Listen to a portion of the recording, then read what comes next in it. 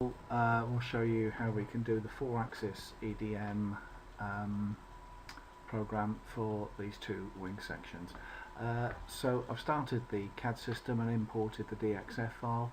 Now I've also switched on the near points so you can see the near points. Now one of the things that we've got to do, because this feature here is going to be common to the top and the bottom profile, I need to ensure that I can access it for both of those. So if I delete out that line, you can see that it's a single line. Now obviously I need it to be two lines, one for this section and one for that one.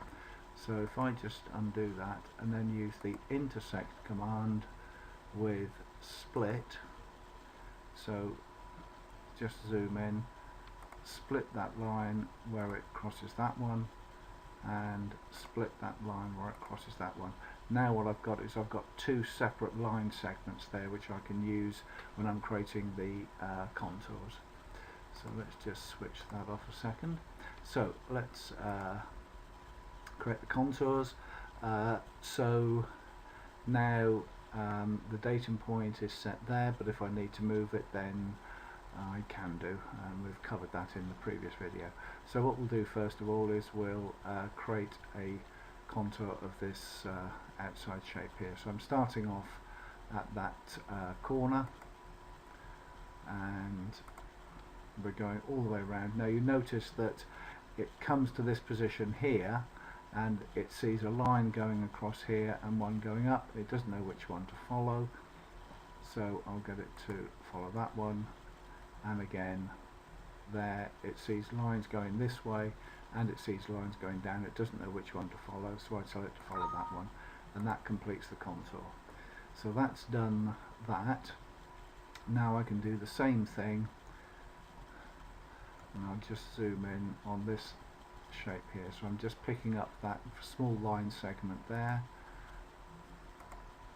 and again you can see how it finds its way all the way to here. So I now go up that line and then that finishes off back there. So those are the two contours that we've created. So having created the contours, we can take that through into the wire erosion software. So we go File, Save As, and we'll give that file a name, and then we'll call up the machining software. So what happens now is that there's a setting within the wire erosion software that creates a machining instruction for each one of those contours that it finds. But if we don't want it to do that, which we don't in this case, we just switch those off and we say that we want to create a 4-axis job. So this is where you can decide which one of those contours is on the top and which one is on the bottom, and the distance between them. The cutting direction, if you're cutting on the inside it would be right, on the outside it would be left, and under the options tab you need to specify where you want the pilot hole to be, which will be like a start position, and then from there you can specify a lead in and lead out. It can be linear, linear plus arc, or rectangular. So you can choose your lead in and your lead out types. If you need to do multiple cuts, then you'd set up a roughing cut, middle cut and a finishing cut. If you need more than 3 cuts, then you simply cut and paste the go around command and you can have as many cuts as you like. You also have a tagging option here so that you can tag at a distance away from the end position. So for each one of these tabs, things like the approach movement, you can set up generator settings and offset registers and feed rates for each one of those particular movements or number of cuts. So if you click OK, that produces a 4-axis toolpath for that job. Now what happens there is that it matches the spans and then creates the machining path for those. Now the other thing that you might need to do when you're using a 4th-axis system is to synchronize certain points so the wire is synchronized at particular positions. So if you look at the end here, it's going from this point here right down across to there, so we might need to put in some synchronization points to control that. The rest of the shape will probably be okay. So when we want to do that, we say that we want to synchronize, and then choose which contour is which, and then when we're choosing the synchronization points, it switches off and switches on one contour first. So this is the XY plane, and that will be synchronized to that on the UV, and that on the XY, and that on the UV. So now when we run that, what you get there is points of synchronization at those positions there, and that will make sure that all the other points are synchronized as well. But if you do need to add more, then you simply add more where you need them to be. So okay, that is showing those synchronization points there. So at any time,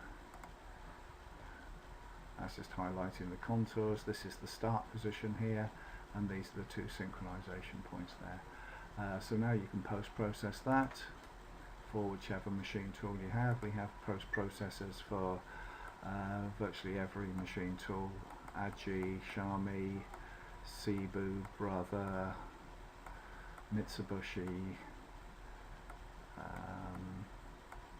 yeah, lots of them, Fanuc, Japax, Makino, Sodic, and also for Mac and other types of controllers. So you post-process, and that produces you the file for the particular machine tool. So if I just do that again, I didn't click. Okay, so that then opens up another window down here, and these are the codes.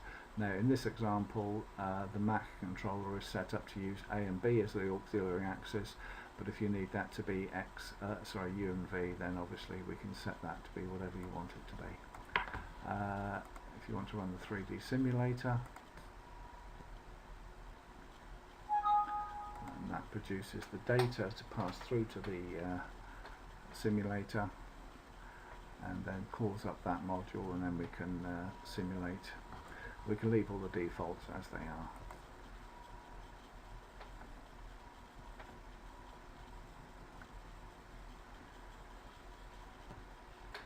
So that's running the simulator now, and that shows us the material, and if we want to, we can see the upper or lower guides and switch them on, switch them off as we want to. If we don't want to see them, we can make them transparent at any time. So if we now run that, slider controls up here. So the first movement is to the pilot hole from the datum position. It will then stop, ask us to thread the wire. We thread the wire, and in the G-code file there will be a command which represents the height between the two sets of wire guides, and then when it's finished it goes back to the datum position. So that's the shape there, showing the synchronization points as well. Okay, so that's how we do that.